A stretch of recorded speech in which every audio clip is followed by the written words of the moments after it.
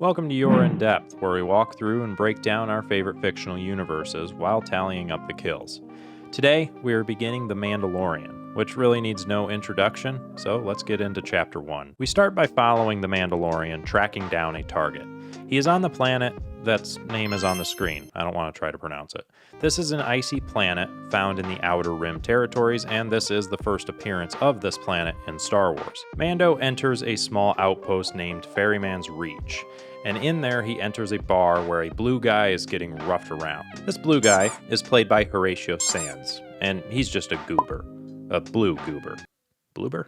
Blooper is of the species Mythrol, which, depending on how you pronounce it, could also be a light, strong metal that was a gift given to Bilbo from Thorin. The thugs then target Mando before he just kicks the ever-living poodoo out of him, redirecting one's knife into his back and cutting the other dude in half with the door. So, well, there's 1 and 2. The Blooper then thanks Mando, but learns that he's the target, while also getting one of Mando's signature lines. I can bring you in warm, or I can bring you in cold. They depart Ferryman's Reach, and Mando hires Max Rebo's Frostpunk recorder-playing cousin to get them a ride to Mando's ship. Mando declines the first speeder as it's a droid, and we learn how Mando really feels about them things. They do get a different speeder, driven by Santa, who is actually comedian and fellow nerd Brian Posehn. As they speed across the ice, Santa searches for Ravenaks, which are basically large hippo walruses that will attack anything on the ice. Yeah, well, like that. The Ravenak then targets Mando's Razor Crest, but Mando tases it, and they can take off. Blooper wanders around the Razor Crest searching for the bathroom, and he mentions Life Day. I was hoping to be free for, Life Day.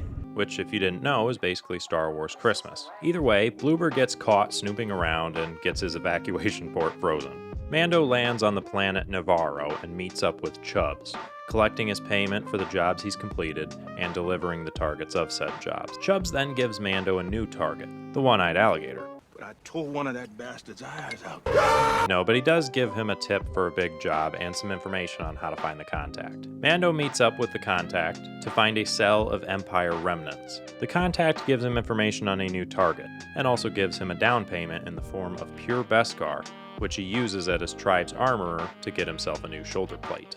Now, side note, but also building off of the earlier Life Day comment. In this scene, we see some flashbacks of Mando's childhood and how his village was attacked by separatist droids. The people who are getting attacked are seen wearing these red robes.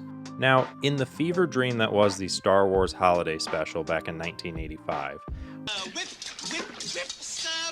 we saw Chewbacca's family preparing to celebrate Life Day, and in their preparation we saw them wearing the same type of red robes. This may mean that Mando's family was attacked during their holiday season. Anyway, Mando seeks out his new target, which takes him to the planet Arvela 7. When he lands, he gets attacked by 2 blurgs.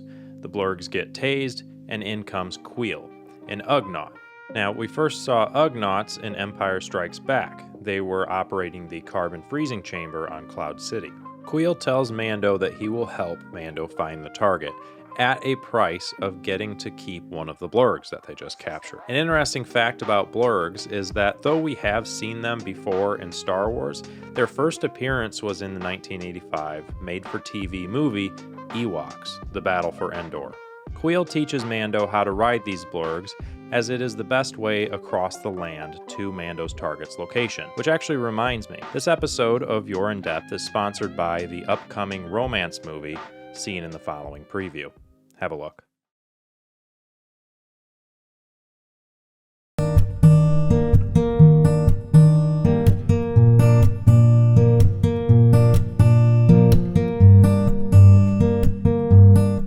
don't know how to ride blurg. Surely you can ride this young bull.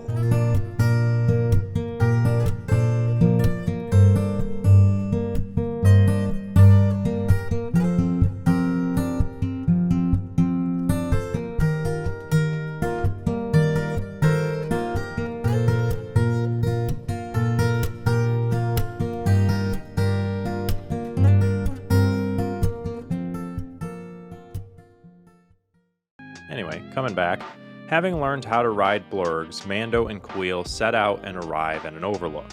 Mando scopes out an outpost that his target is in before seeing an IG unit march in, which is a bounty droid sent in to get the target as well.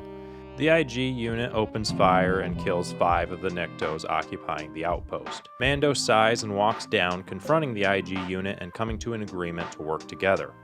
They then begin fighting all of the Niktos, or maybe it's a mix of species, I don't know, but they take on all of them. IG-11 and Mando get surrounded, with one of the Niktos bringing in a minigun. Mando gains control of the minigun and shoots 10 of them. In this whole battle, I counted 31 total kills in it. IG and Mando enter the building that the target is in, killing one more Nikto. They follow their tracking fob to a metal egg, and when they open it, we know who they find. But IG tries to kill the child, and Mando shoots IG. IG doesn't go on the count though, because I don't count droids. But the episode ends with an ET moment. So now let's get into the results of this episode. Chapter 1 of The Mandalorian had 36 total kills according to my count, with Mando claiming 22 of them.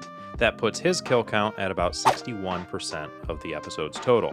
We will be covering episode 2 of The Mandalorian next, so be sure to subscribe and turn on the notification bell so that you know when that is released. And if you want to have early access to these episodes, see extended and uncensored versions of them, as well as support the channel, you can become a patron through the link in the description.